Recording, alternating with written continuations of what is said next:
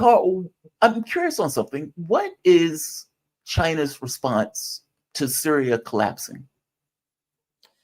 So this is interesting because uh, throughout the 13 years of Syrian war, China mostly stayed in the background. They let Russia took the charge front and center during the military intervention in 2015, supporting the Assad government throughout until 2020 when the conflict was frozen. And also Iran. Iran provided a lot of material support for the Assad government as well. Whereas China was more playing the role of the economic backer. It was providing economic aid to the Assad government and providing diplomatic assistance in the UN when China used its the China rarely uses veto power in the Security Council, but in case of Syria, China had used it like 6-7 times, and to but then again, China have a traditionally have a non-interference foreign policy.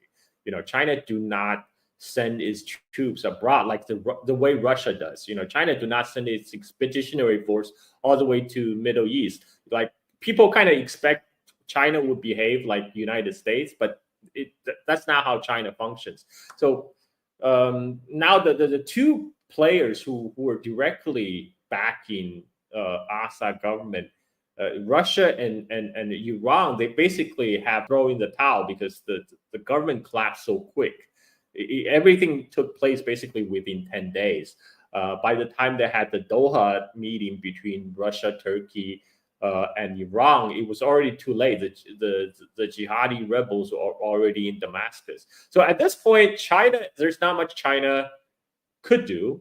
And what China would like, though, is China will probably wait to see how things develop. Because what China will do is China will always do business with a government that's internationally recognized.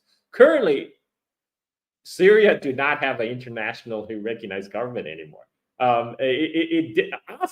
Assad's government was internationally recognized. It has UN representation, but now it's kind of wide open question. I mean, it looks like what's going to happen is U.S. and NATO countries are working really hard to rebranded Al Qaeda and present them as a legitimate government for the new Syria. So we're going to have to see what happened on that and whether they're going to lift the sanctions. Because first of all, U.S. still have the Caesar Act, which Trump during his first term signed in, designed to strangle the Syrian economy to cause this regime collapse. And essentially that's what happened. What we witnessed is U.S. sanction actually work in this case, because people on the ground in Syria, the Syrian Arab army, their officers were getting paid like $30 a month, and their recruits were getting paid $7 a month. Those are like survival wages, barely subsistence wages. So that's why some of them were prone to be bought off, for example, by money from the Gulf countries. Because we have reports of many of these soldiers. They while they're fighting, they suddenly receive an order to withdraw and pull back. And we saw that in Aleppo when the Syrian Arab army pulled back without a fight, and in Hama they put out a fight for a couple of days, and then with a certain order to withdraw. We don't exactly know where the order come from, but we have reports of the Syrian Arab army general in contact with so-called intermediaries in UAE. So my guess is money exchanged hands. People got bought off, and there's not much China could do at this point.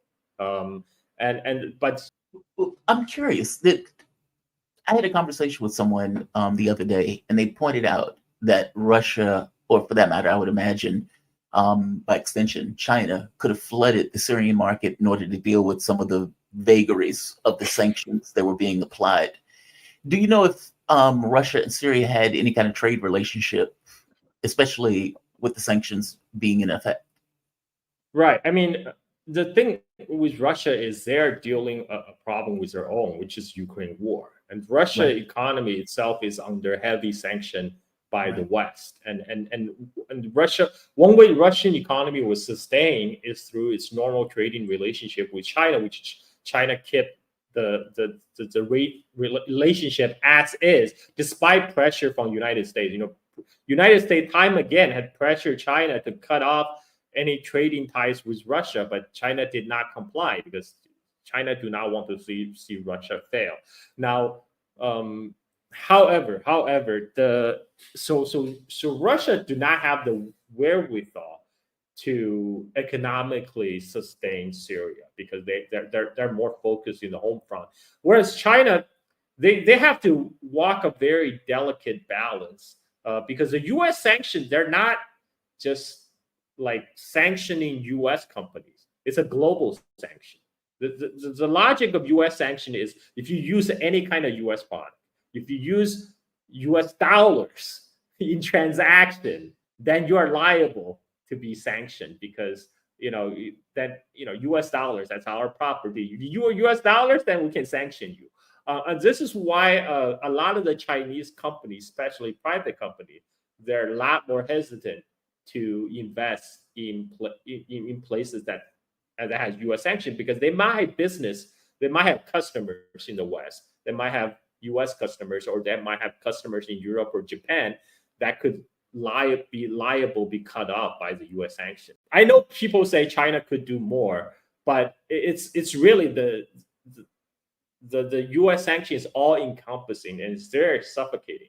The way it's applied to China, for example, the U.S. sanction is not, they're not just preventing U.S. companies from selling chips to China, for example. It's also preventing Japanese companies, Korean companies, Taiwanese companies, Dutch companies from selling to China because they say, okay, you guys use U.S. software, you guys use U.S. equipment, then you cannot sell to China. The same level of sanction was applied to Syria. I guess China, in the hindsight, China could do more, but the reason there was not more Chinese investment into Syria is because of the sanctions.